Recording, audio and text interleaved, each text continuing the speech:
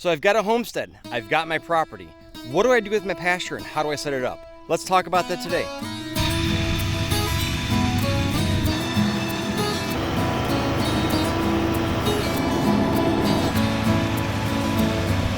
Good morning. Today is going to be an update on our pasture and some things going around here at the homestead.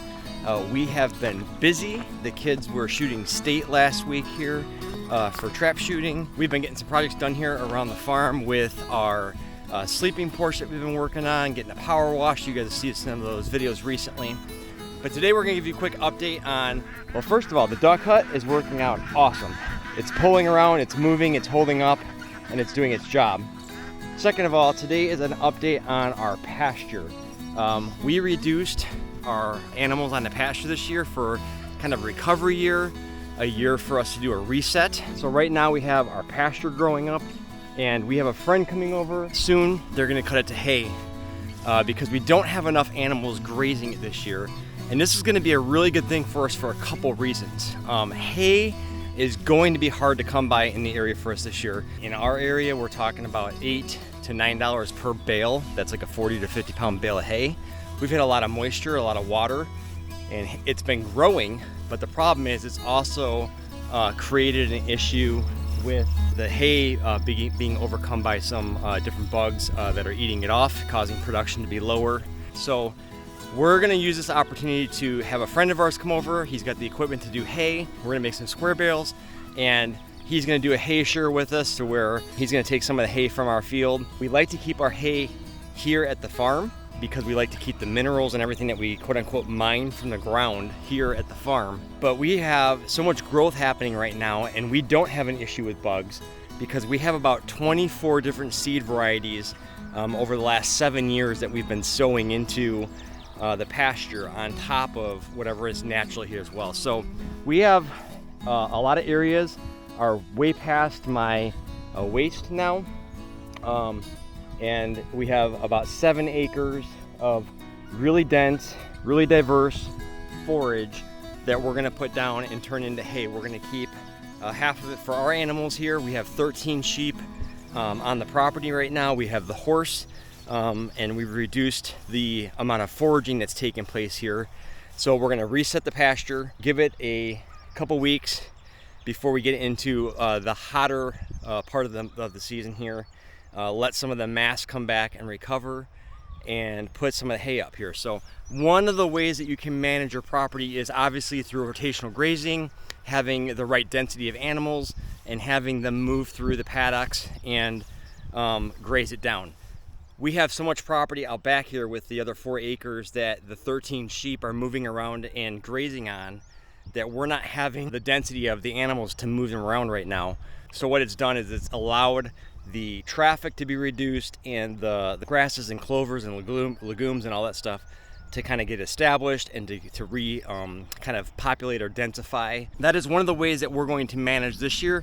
We reduce the amount of work that we're doing with moving animals around and the number of them, and we're going to take the opportunity and put the hay up, which is going to be needed come the winter months here. So the other thing I wanted to touch on real quick is when it comes to managing your pasture and setting up your farm property. We get this question once in a while about where do I put my lanes? How do I set up my pasture? And something we've learned in the 7 years of doing this now is that this lane for us is going to become a more permanent lane finally. The old farmers would say when you first get a piece of property, put fence around the perimeter of it because you know that you own the perimeter of your property, and then find out where your paths get formed. Before you start putting gravel or whatever would be your hard and fast lane, find out where your paths are, where you end up driving. And so for the last 7 years, we have denoted that the center of our pasture coming down from the property is our true like artery lane going through our land here. So on our 14 acres, it's central, which is nice because it splits kind of 2 big rectangles into our major paddocks, and then we can reduce those into smaller paddocks to work animals through in the rotational grazing series. But then on top of that, we haven't put a lot of infrastructure or time into developing a lane. So that's going to be done here with a development. We're going to put down our water line. That's going to be our main frost-free water line going down the center of the pasture here. And then the follow-up to that and the next modification will be bringing in some type of either crushed asphalt, asphalt millings, grindings, gravel, whatever it is, to actually give us some type of a lane that gives us a travel path that we're not dealing with being in the mud and all that stuff. So we were blessed to have about 6 loads of asphalt grindings dropped off from a recent road project up here. So we had a chunk of asphalt grindings that we were able to put down. And then what we're going to do is just continue that as we get other materials to lay it down through here and give us an actual functioning working lane. So when you're setting up your property, your homestead at first, I would say use the first few years, and I know people are going to argue about this different ways, but use the first year to get a perimeter fence set up. I really enjoy the high tensile line. I use Greg Judy's method of doing it, where it's about every 8 inches off the ground up until a 40-inch height. I love the timeless fence posts.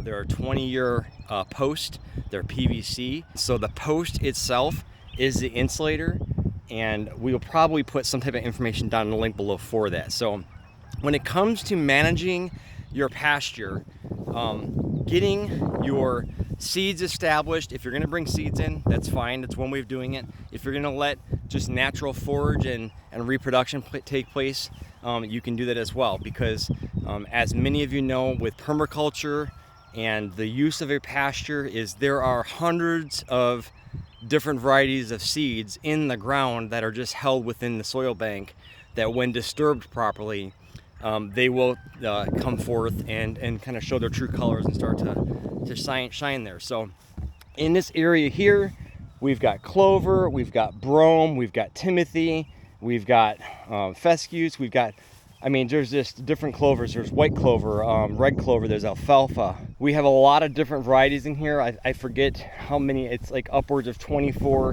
different seed varieties that we've put into here. And you can just see that, yes, some of it's more mature and getting into the seed stage, but that's gonna add to our density for making hay as well. So just wanted to give you a quick update here at the homestead as far as what we're doing this year. This is kind of we've talked about it being the year of the Great Reset, and kind of just scaling some things back, getting some order back here, and tackling some bigger projects that optimize the homestead. So bigger projects would be pasture management, main water supplies and arteries, and our roadways or our lanes that we're putting in to make it so that we're not driving on muddy paths, and that we have something that's kind of high and dry and good to go. So that is what we're doing today, making some hay and getting the pasture reset so that it develops more forage and mass for us to put up here and for the animals to graze on for the rest of the season here. So hang on and we'll get to cutting some hay here shortly.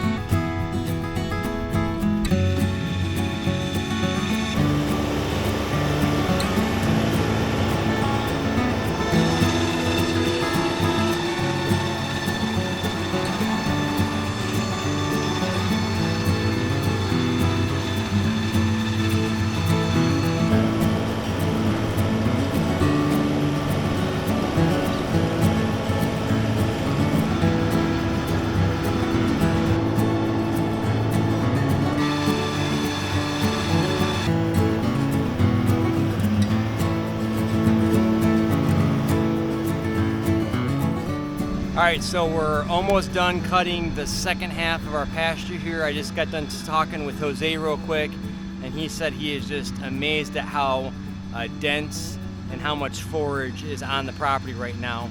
And he said part of it is because he's used to working on hay pastures that maybe have anywhere from 2 to 5, 2 to 6 different varieties of seeds on them. And because we have that 24 seed variety, plus it's over 24, but I know a lot of people would say, well, that becomes, problematic because you don't know what you're gonna be getting, what's gonna actually take over. But what we've noticed is that some of the effects of that has been like the biodiversity or the species diversity of having stuff that's better in spring or summer or fall. So that cold weather, hot weather variables with the varieties. But the density of what we're getting right now is just, it's just so dense for where we're at right now. So with this disc vine and the crimper that's happening, I'm really hoping that we get a really good harvest off of this here. And then we might reevaluate where we're at and redo another cutting this year. I don't want to overcut it. I definitely want to have some biomass built up going into fall and winter, but we do want to be wise where we're at right now. If we have the ability to use this year to cut some hay and to keep it here on site, we're not gonna be able to buy this hay. There's no one that's growing this type of hay in the area as far as the diversity of what we've got going on here. So he's really happy with it, we're really happy with it, and it'll be really neat to see kind of like how it produces and what the final product ends up being. And maybe we'll see, there'll be a little work in store for William down the road here, because Jose might actually have William do some side work with him, throwing some hay up and getting hay put up for the year. So it's just cool. Once again, guys, we talk about all the time is family, community, and hope, and how when you build your community, you've got a guy like Jose who does farming, but he does hay primarily. We've got some other guys in the area that we've worked with over the years that do hay, and you build that community of, you just get such depth and richness of relationship, because he's got something that he can come and say, hey, this is what what I have to offer as far as a knowledge base or a materials or equipment or something like that. And then obviously we've got the land, we've got a different way of doing the unconventional way of farming per se, as far as rotational grazing, putting the animal manure back onto the property. But we've not fertilized this property one time. The only fertilizer on this property is from the rotational grazing of the animals. So it's just been really neat to see his reaction to what we're doing here. He sees that it's something good, that it's something beneficial. So he understands that there's not like completely 100% no obstructions out here.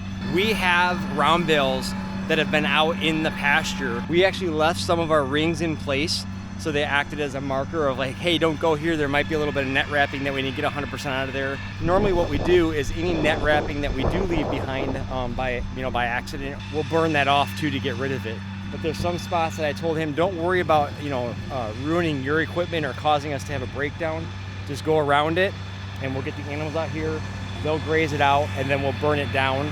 So once again, having that community relationship, where you're working together, he understands what we're doing as a bigger philosophy or a bigger operation, and he's willing to be flexible and work around that. So normally he drives at about 7 miles per hour to cut the hay like this with the disc vine. He said it's so thick and so lush, he's had to slow down to 3.5 miles per hour because the density of the forage is so thick right now. So just trying to give you guys some information as far as like the difference of the rotational grazing, not doing stuff to hay every year, cycle after cycle. In our case, like I said, we do a lot of actual rotational grazing with the feeding in place, and not ever putting this to hay and just bring hay in. But he is making probably 3 more passes in the center here, and this side of the pasture will be done, and then he'll do some cleanup on the edge over here, and we're going to call that a wrap until we can get out here, and he'll tet the hay up and kind of spread it all over to let it dry out a little bit better. In a couple days, let it dry out, and we'll put it up into the bales and get the hay to some square bales. He shoots for anything under 17, more ideally 15, when it comes to the moisture density. He wants drier bales, so we don't have to have that concern about spontaneous combustion, creating that exothermic reaction, and having a barn fire. That's something that nobody wants to deal with. So we're going to be putting this up into our barn loft. So I just expressed the desire we have, and obviously he's got to make sure that we're just doing it right and we're not rushing it, and getting a product at the end that we're going to be happy with and that it's going to be good for us to use. So that's making hay part 1.